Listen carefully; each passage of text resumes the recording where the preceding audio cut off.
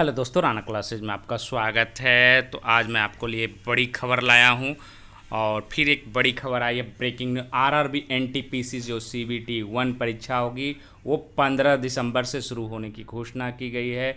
तो ये चेयरमैन जो हैं विनोद कुमार, तो उन्होंने जो कि घोषणा किया है कि आपको जो कि 15 दिसंबर से जो कि सीबीटी 1 शुरू कर दिया। क्यों शुरू किया गया उसका पीछे रीज़न है, क्योंकि सारे लोग जो है वो परीक्षाओं का वो किस पर डिपेंड कर रहा था। आरआर ये जो जेई नीट की जो परीक्षा है और जिस तरह से स्मूथली चल रही है, तो ये इस समय जब स्मूथली हो सकती है तो फिर 15 दिसंबर से क्यों नहीं। तो इसलिए जो कि आपकी डेट है जो कि अब आ गई है 15 दिसंबर 2020 से है जो कि आपकी परीक्षा है जो कि आपको चालू हो गई है। 2,42,00,000 है जो कि पूरे टोटल फॉर्म भरे गए हैं। 35,000 के लगभग जो कि सीट है इसकी है आपको आरआरबी एनटी। तो सबसे पहले जो कि आपको आरआरबी एनटीपीसी की परीक्षा होगी और इसको जो कि आसानी से सफलता पाने के लिए बेहतरीन टिप्स है जो कि आपको विस्तार से बता। सबसे पहले इसको जो बहुत सारे लोग तैयारी कर, क्योंकि ऐसा है कि बीच में आरआरबी एनटीपीसी बंद होने के कारण, चाहे वो राजस्थान के हो, चाहे आपको दिल्ली के हों, चाहे बिहार के हों, चाहे उत्तर प्रदेश, ये दूसरे परीक्षाओं में लग गए थे, क्योंकि एक परीक्षा पर ये डिपेंड नहीं रह सकता। तो कहीं ना कहीं जो कि उनकी तैयारी चल रही है, लेकिन आरआरबी एनटीपीसी पर फोकस नहीं है। लेकिन आपकी डेट आ गई है और आपको 15 दिसंबर से है जो कि आरआरबी एनटीपीसी सीबीटी 1 की परीक्षा शुरू हो जाएगी और एडमिट कार्ड आपको है जो कि दिसंबर के फर्स्ट वीक में या नवंबर के लास्ट में जो कि आपको जारी हो जाएगी। तो आपको बहुत ज़्यादा समय नहीं है। तो सबसे पहले अब सिलेबस जानने की प्रयास करते हैं कि क्या है। तो आपको RRB NTPC CBT general awareness से 40 अंकों के सवाल पूछे जाएंगे। जनरल इंटेलिजेंस और रीजनिंग से 30 अंकों के सवाल होंगे। गणित से 30 अंकों के, मतलब टोटल है जो कि आपको 100 अंकों के सवाल होंगे। कितने होंगे? 100 अंकों के सवाल होंगे। किसमें किसमें? जनरल अवेयरनेस 40, जनरल इंटेलिजेंस और रीजनिंग 30 अंकों के, और गणित। तो आप एक चीज़ यहाँ भी देख रहे हैं कि 60 प्रश्न जो है ये महत्वपूर्ण फैक्टर है। एक तो 1/3 इसमें नेगेटिव है। और रेलवे से मुझे गहरा नाता इसलिए क्योंकि मैंने 5 वर्ष से जो कि योगदान दिया है उस पर, जूनियर इंजीनियर के पद पर, जिसको आप लोग आईओडब्ल्यू कहते हैं। अगर जो लोग रेलवे में होंगे वो ज़्यादा जानते, जूनियर इंजीनियर बर्स पोस्ट होती है आईओडब्ल्यू। तो मुझे इंटरेस्ट है क्योंकि मेरा रूम पार्टनर भी जो है कमर्शियल अप्रेंटिस था, तो थोड़ा सा मुझे उससे टेक्निकल, नॉन टेक्निकल लाइन इसको कहा जाता है, और जेई और जो इंजीनियरिंग लाइन होती है उसको टेक्निकल लाइन बोला जाता है। तो आपको ये 60 जो प्रश्न है ये बहुत बड़ा फैक्टर है। और 40, तो 40 के लिए आप क्या करें? 40 के लिए आप जिसने प्रीवियस ईयर्स जो परीक्षा हुई है रेलवे की, उसको आप क्वेश्चन बैंक को आप या तो प्रैक्टिस सेट कर लें, क्योंकि बनाने में ज़्यादा अच्छा रहेगा। और नहीं बना पाते हैं तो आप पूरा क्वेश्चन बैंक ले लें। पहला यही है, आपको 40 मार्क्स ही हैं 100 में, ऐसा नहीं कि आपको 60 या 80 है। और जनरल इंटेलिजेंस और रीजनिंग के लिए 30 अंकों का, मतलब रीजनिंग और 30 और गणित 30 है। जिनकी मैथ और रीजनिंग कमज़ोर होगी वो सीधे बाहर होंगे, मतलब बाहर होने के चांसेस या मेरिट में नहीं बने, क्योंकि अभी सीबीटी 1 होगी, इसके स्टेजेज और भी हैं। तो ये 100 अंकों की परीक्षा होगी और ये नॉर्मलाइजेशन प्रोसेस है, क्योंकि एक ही कई सीटिंग में परीक्षा होती है।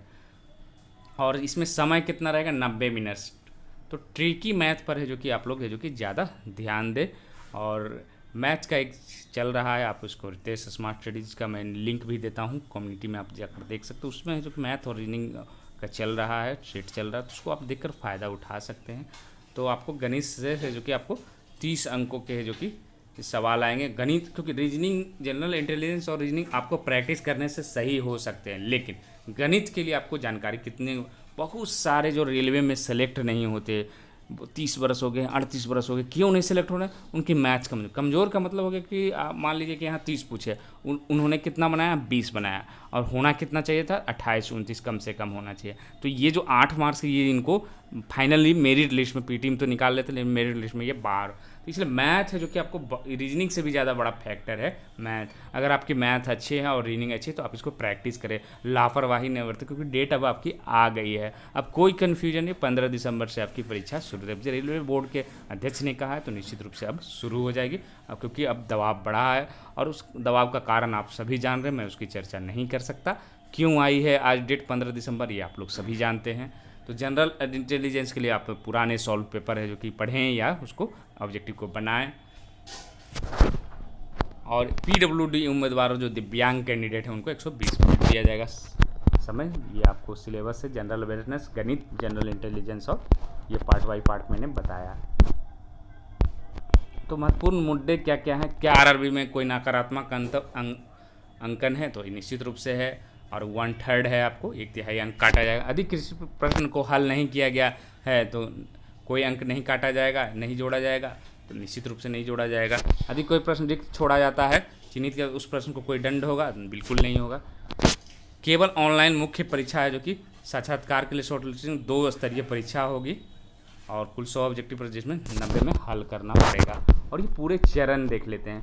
पहला CBT 1 जिसकी परीक्षा 15 दिसंबर 2020 से शुरू है। उसके बाद मुख्य परीक्षा आपको कंप्यूटर आधारित होगी, दोनों टाइपिंग टेस्ट होगी जिनके लिए टाइपिंग है, एप्टीट्यूड टेस्ट जिसके लिए एप्टीट्यूड है, और आपको किसके लिए टाइपिंग है? आपको कनिष्ठ लेखा सहायक सह टाइपिस्ट के पद के लिए उम्मीदवारों के लिए वरिष्ठ क्लर्क सह टाइपिस्ट है, वरिष्ठ समय कीपर हो गया, या था ट्रैफिक अप्रेंटिस, सहायक स्टेशन मास्टर, इसको ASM का उम्मीदवारों के लिए। फिर उसके बाद दस्तावेज सत्यापन, फिर फिटनेस एंड मेडिकल फिटनेस है, और अंतिम चयन होता है। अब क्या हो रहा, हम लोगों के समय जो 2009-10 या उसके आसपास के समय में क्या होता था, मेडिकल लेने का मतलब माना जाता था कि आपकी कन्फर्म हो गई है सर्विस, अब आप जाइए और ज्वाइन कीजिए। लेकिन अब क्या हो गया कि आपको ज्वाइनिंग से पहले मतलब मेडिकल हो गया, फिर भी आप बाहर वेटिंग लिस्ट वाले को भी अब मेडिकल करा लिया जाता है। पहले नहीं कराया, जो लोग कन्फर्म होते थे उन्हीं का जो कि कराया। मैंने भी 2-3 बार मेडिकल कराया रेलवे में, तो वो कन्फर्म होने के बाद ही कराई थी। तो ये रही आपको एग्ज़ाम डेट आपकी आ गई है। उसके बाद अब कह सकते हैं ग्रुप D की कब होगी। तो अगर सब चीज़ स्थिति अच्छी रही तो 2-3 महीने में, मान लीजिए 3 महीने में, कम से कम समय तो लगे 2 महीने, तो आपको मार्च या अप्रैल में ग्रुप D की परीक्षा हो सकती है। तो सबसे पहले तो RRB NTPC की CBT 1 परीक्षा होगी। तो इस पर है जो कि आप लोग, एक खुशी है कि आपको है जो कि इसको बना सकते हैं। और क्योंकि ये सब किस कारण से हो रहा है ये तो आप लोग सभी जान रहे हैं, क्या हुआ, क्या घटनाक्रम है। और किसी भी प्रकार की आपको हेल्प हो या मुझसे अगर कोई, खासकर मैं ज़्यादा मदद कर सकता हूँ कि आपको पोस्ट के बारे में बता सकता हूँ कि कौन सी पोस्ट है, जो कि क्या उसके वर्क प्रोफाइल है, उसके तैयारी करने के लिए आपको है जो कि सेट बना सकते हैं। सेट भी आपको रहता है हमारे चैनल पर, उसको भी आप बना सकते हैं। तो इसी खुशखबरी के साथ धन्यवाद।